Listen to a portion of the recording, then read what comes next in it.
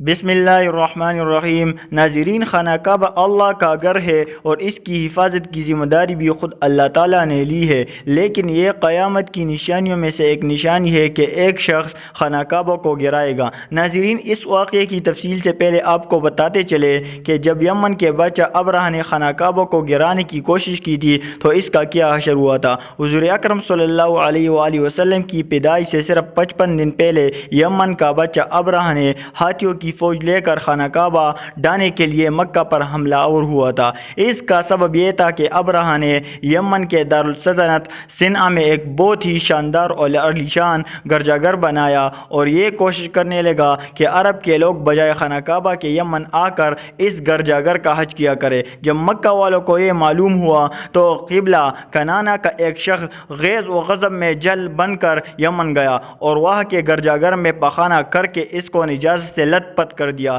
جب ابرہہ نے یہ واقعہ سنا تو وہ تیش میں آپے سے باہر ہو گیا اور خانہ کعبہ کو ڈھانے کے لیے ہاتھیوں کی فوج لے کر مکہ پر حملہ کر دیا اور اس کی فوج کے اگلے دستے نے مکہ والوں کے تمام اونٹوں اور دوسرے مویشیوں کو چھین لیا۔ اس میں 200 یا 400 اونٹ عبد المطلب کے بھی تھے۔ حضرت عبد المطلب کو اس واقعے سے بڑا رنج ہوا، چنانچہ آپ اس معاملے میں گفتگو کرنے کے لیے اس کے لشکر میں تشریف لے گئے۔ جب ابرہہ کو معلوم ہوا کہ قریش کا سردار اس سے ملاقات کرنے کے لیے آیا ہے تو اس نے آپ کو اپنے خیمے میں بلا لیا، اور جب حضرت عبد المطلب کو دیکھا کہ ایک بلند قامت، رعبدار اور نہایت ہی حسین و جمیل آدمی ہے جن کی پیشانی پر نور نبوت کا جادو جلال چمک رہا تھا، تو صورت دیکھتے ہی ابرہہ مرعوب ہو گیا اور بے اختیار تخت شاہی سے اتر کر آپ کی تعظیم و تکریم کے لیے کھڑا ہو گیا اور اپنے برابر بٹھا کر دریافت کیا، سردار قریش، یہاں آپ کی تشریف آوری کا کیا مقصد ہے؟ حضرت عبد المطلب نے جواب دیا کہ ہمارے اونٹ اور بکریاں وغیرہ جو آپ کے لشکر کے سپاہی ہانک لائے ہیں، آپ ان سب مویشیوں کو ہمارے سپرد کر دیجیے گا۔ یہ سن کر ابرہہ نے کہا کہ اے سردار قریش، میں تو یہ سمجھتا تھا کہ آپ بہت ہی حوصلہ مند اور شاندار آدمی ہے، مگر آپ نے مجھ سے اپنے اونٹوں کا سوال کر کے میری نظروں میں اپنی وقار کم کر دیا۔ اونٹ اور بکری کی حقیقت ہی کیا ہے؟ میں تو آپ کے کعبہ کو توڑ پھوڑ کر برباد کرنے کے لیے آیا ہوں۔ آپ نے اس کے بارے میں کوئی گفتگو نہیں کی۔ حضرت عبد المطلب نے کہا کہ مجھے تو اپنے اونٹوں سے مطلب ہے، کعبہ میرا گھر نہیں ہے بلکہ وہ خدا کا گھر ہے، وہ خود اپنے گھر کو بچا لے گا، مجھے کعبہ کی ذرا بھی فکر نہیں ہے۔ یہ سن کر ابرہہ اپنی فرعونی لہجے میں کہنے لگا کہ اے سرداری مکہ، سن لیجئے، میں کعبہ کو ڈھا کر اس کی اینٹ سے اینٹ بجا دوں گا اور روئی زمین سے اس کا نام و نشان مٹا دوں گا،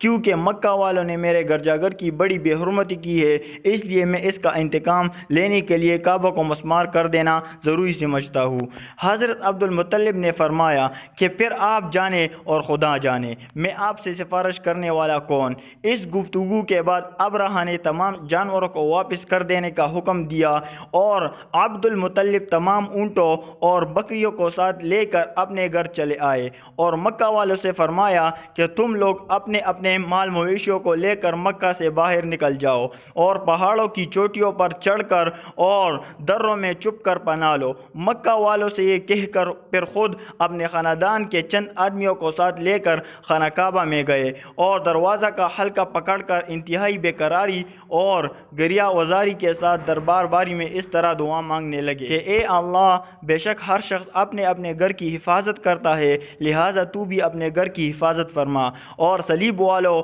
اور صلیب کے بیچاریوں عیسائیوں کے مقابلے میں اپنی اطاعت شعاروں کی مدد فرما۔ حضرت عبد المطلب نے یہ دعا مانگی اور اپنے خاندان والوں کے ساتھ لے کر پہاڑ کی چوٹی پر چڑھ گئے اور خدا کی قدرت کا جلوہ دیکھنے لگا۔ ابرہہ جب صبح کو کعبہ ڈھانے کے لیے اپنے لشکر، جرار اور ہاتھیوں کی قطار کے ساتھ آگے بڑھا اور مقام مخمس میں پہنچا تو خود اس کا ہاتھی جس کا نام محمود تھا ایک دم بیٹھ گیا، ہر چندہ مارا اور بار بار للکارا پکارا مگر ہاتھی نہیں اٹھا۔ اسی حال میں کہریلائی ابابیلوں کی شکل میں نمودار ہوا اور ننھے ننھے پرندے جھنڈ کے جھنڈ جن کو چونچ اور پنجوں میں تین تین کنکریاں تھی سمندر کی جانب سے حرم کعبہ کی طرف آنے لگے۔ ابابیلوں کے ان لشکروں نے ابرہہ کی فوج پر اس زور و شور سے سنگ باری شروع کر دی ہے آن کی آن میں ابرہہ کے لشکر اور اس کے ہاتھیوں کے پریخچے اڑ گئے۔ ابابیلوں کی سنگ باری خداوند قہار و جبار کے کر و غضب کی ایسی مار تھی کہ جب کوئی کنکری کسی فیل